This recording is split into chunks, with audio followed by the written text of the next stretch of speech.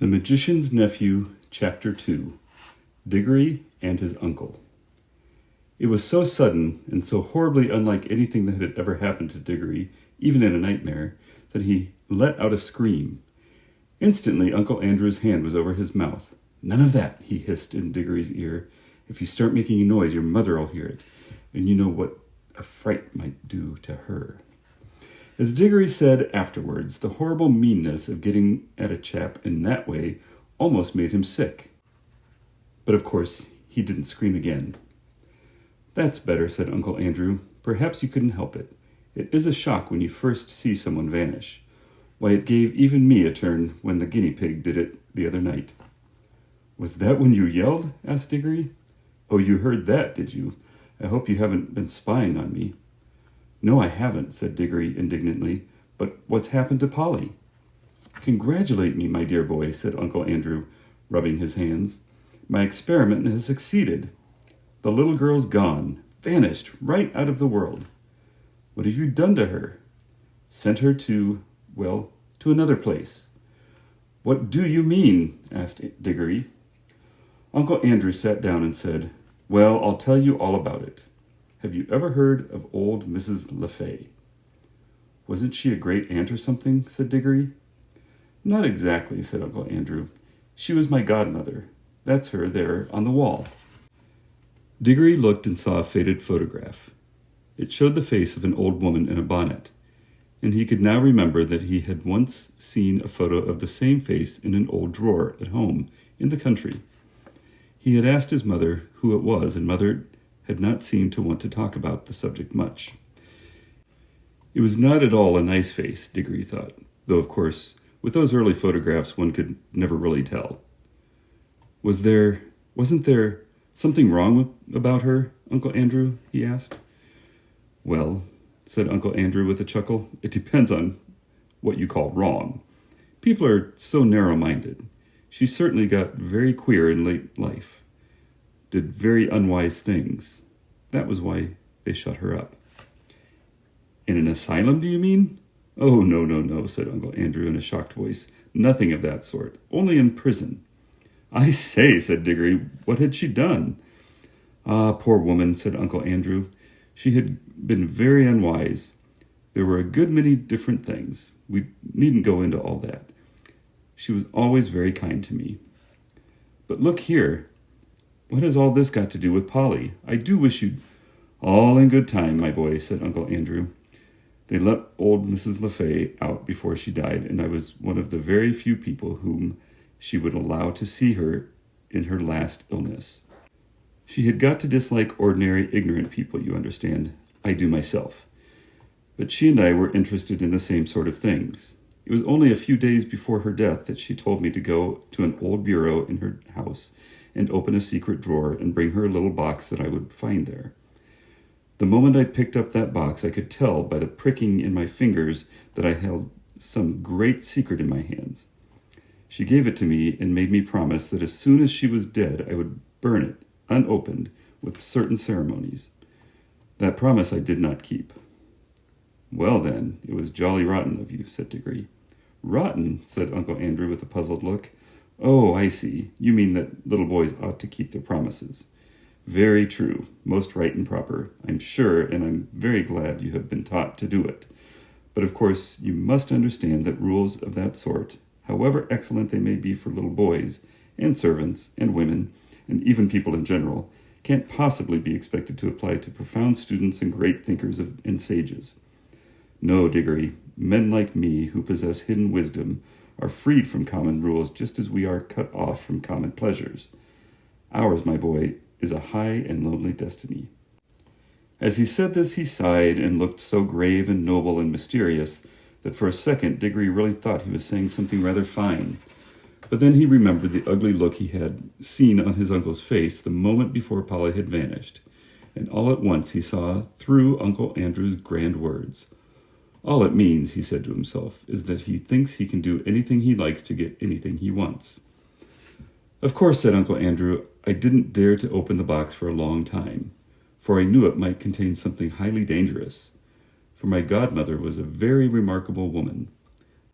The truth is, she was one of the last mortals in this country who had fairy blood in her. She said there had been 2 others in her time. One was a duchess and the other a charwoman.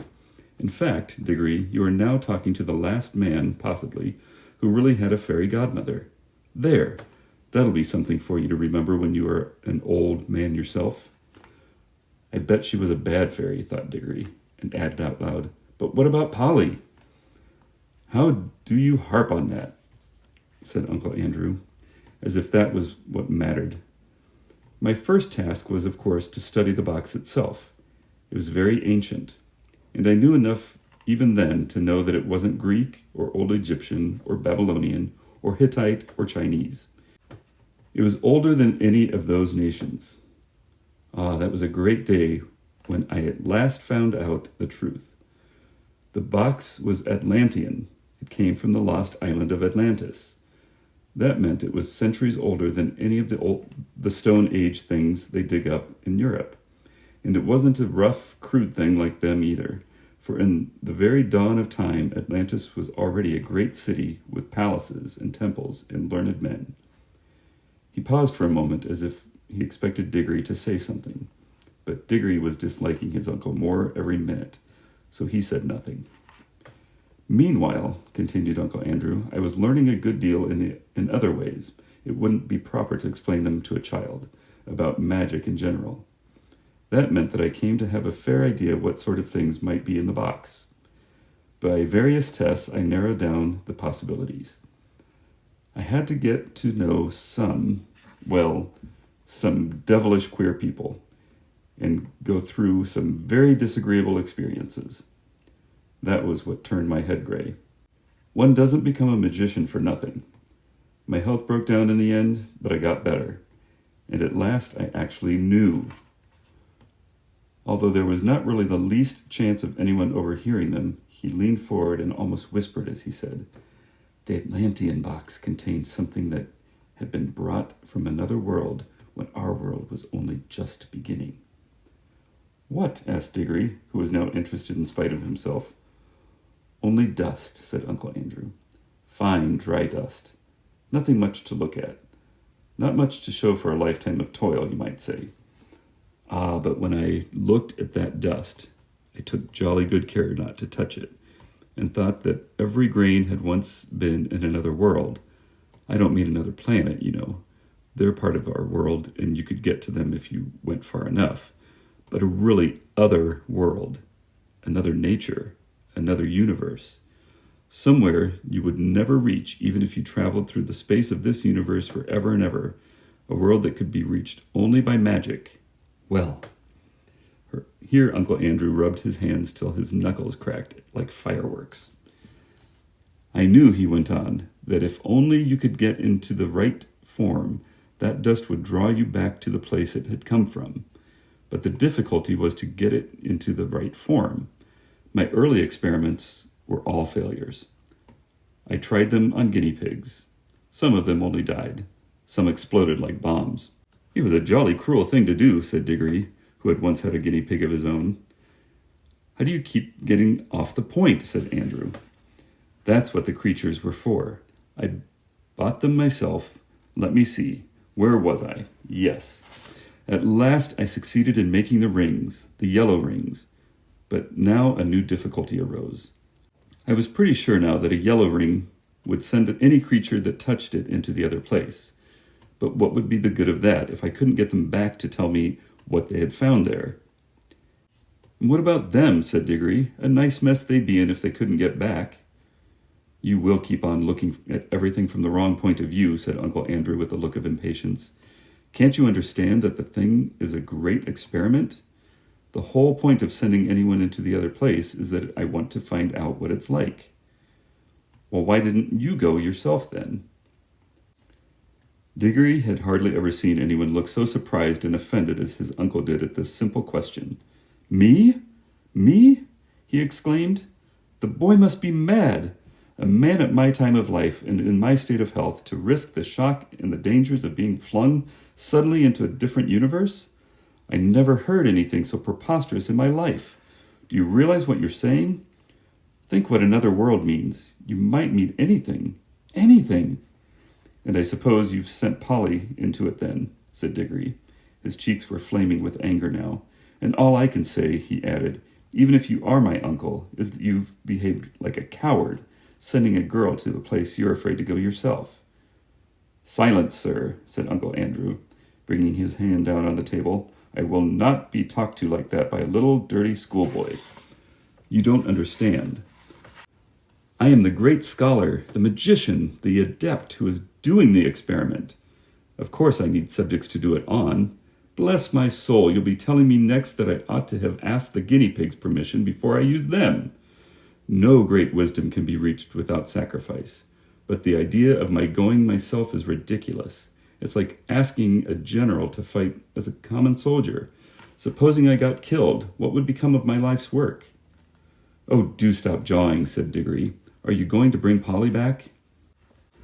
I was going to tell you when you so rudely interrupted me, said Uncle Andrew, that I did at last find out a way of doing the return journey. The green rings draw you back.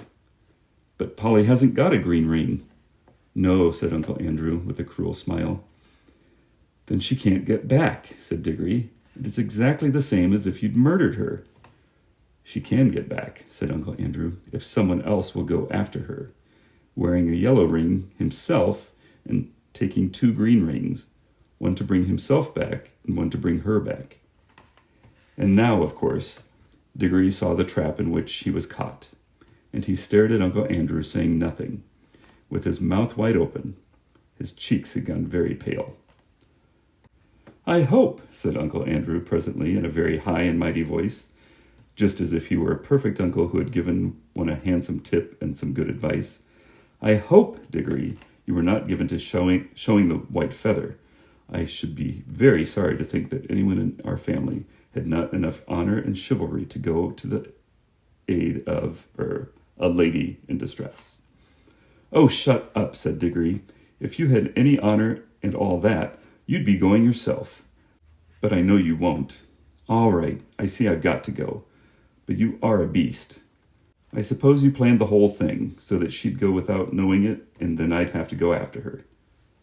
Of course, said Uncle Andrew with a hateful smile. Very well, I'll go. But there's one thing I jolly well mean to say first. I didn't believe in magic till today. I see now it's real. Well, if it is, I suppose all the old fairy tales are more or less true, and you're simply a wicked, cruel magician like the ones in the stories. Well, I've never read a story in which people of that sort weren't paid out in the end, and I bet you will be, and serve you right. Of all the things Diggory had said, this was the first that really went home.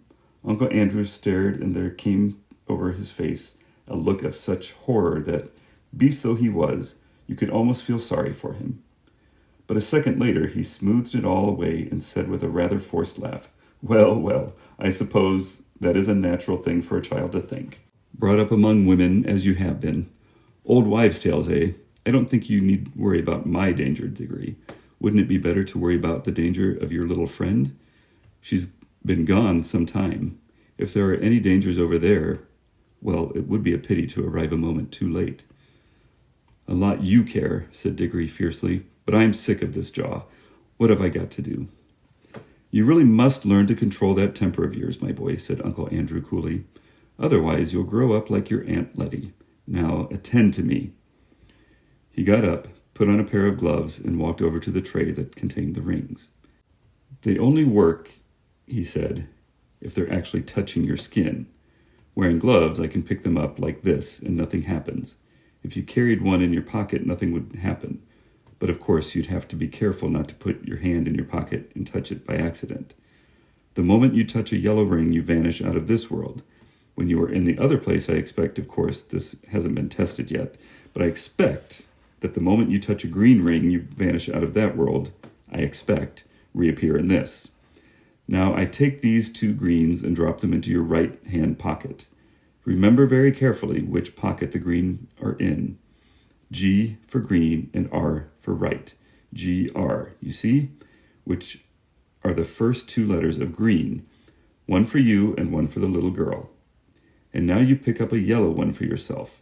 I shouldn't put it on your finger, if I were you. There'll be less chance of dropping it.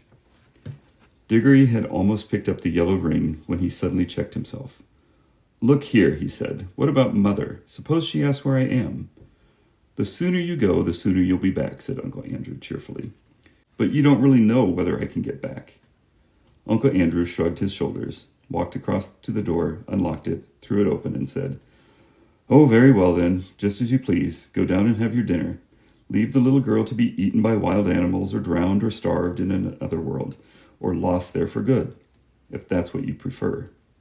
It's all one to me. Perhaps before tea time you'd better drop in on Mrs. Plummer and explain that she'll never see her daughter again because you were afraid to put on a ring." "By gum," said Diggory, "don't I just wish I was big enough to punch your head." Then he buttoned up his coat, took a deep breath, and picked up the ring. And he thought then, as he always thought afterwards too, that he could not decently have done anything else.